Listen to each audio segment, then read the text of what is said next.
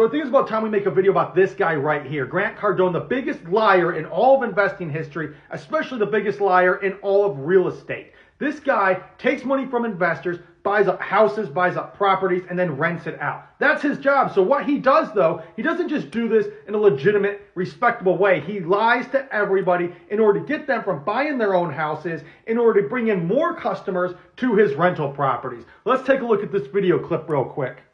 I'd rather pay $2,400 in rent than $2,400 in mortgage. Because I can get out of that rent every 10 months. That mortgage is 30 years. I got a buddy that's always busting my chops. He's a homeowner and thinks it's a...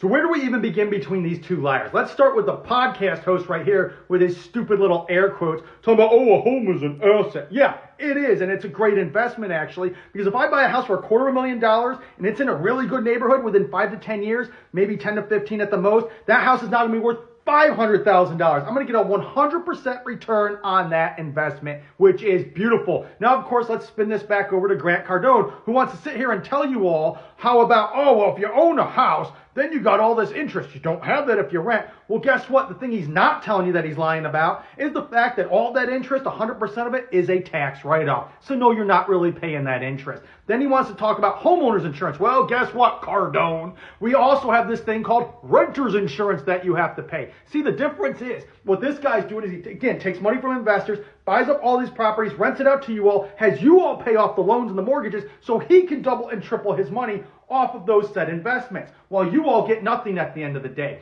You have to make these payments, and at any time they can kick you out of the house. Should you pay off that loan that they're taking out on that mortgage, guess what? You're gone. They've doubled and tripled their money. You're out of here. And guess what's going to happen over time? All right, with this investment, at some point, okay, we're going to be sitting here. Let's say we got this house in the last couple of years.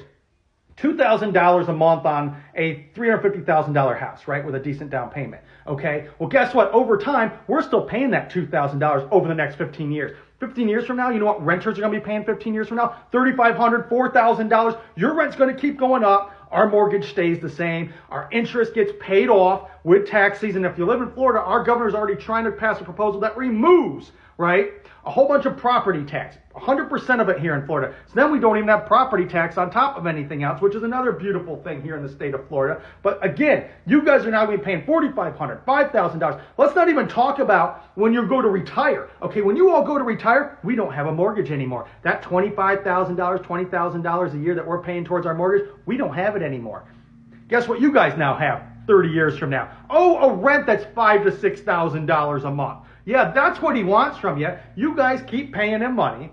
We'll make the money. We'll have something to leave our kids. We have something to take loans out against, and it's beautiful at the end of the day. The people who end up suffering the most in retirement are those who do not have homes paid off for by the time they retire. That's who suffers, because you go from needing 50 grand a year all the way down to needing about 25 grand a year. And with that 25 grand a year here in Florida, that's a pretty much upper class lifestyle. And that's because you don't have mortgage. That 25 grand a year is just going to luxury items, right? Outside, if you have a car payment, which you shouldn't have by retirement either, but that's all this guy does, right? He's trying to screw you out of your retirement and destroy you while he doubles and triples the value of those homes while you pay him off. And good luck with any type of safety, because let's say you get older and you're in the same house for 20 years and now he's deciding, you know what, we're going to sell these homes. Well, guess what? You're out. Goodbye. See you later. Oh, you haven't worked in a while and you're living off retirement now? Oh, tough. Doesn't matter. Good luck trying to get a rental now. That's what this guy is doing to you all. You all need to make this video viral. We need to explain to people that you should not be renting. You should be buying, saving up money,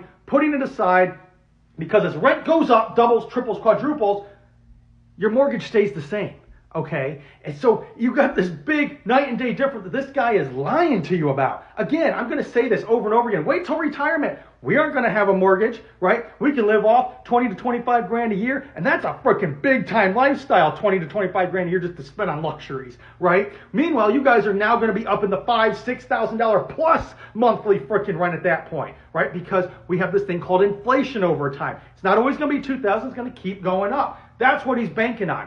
You don't buy the properties, he buys them, he triples the money while you pay off the loan. Meanwhile, he gets to keep upping your rent.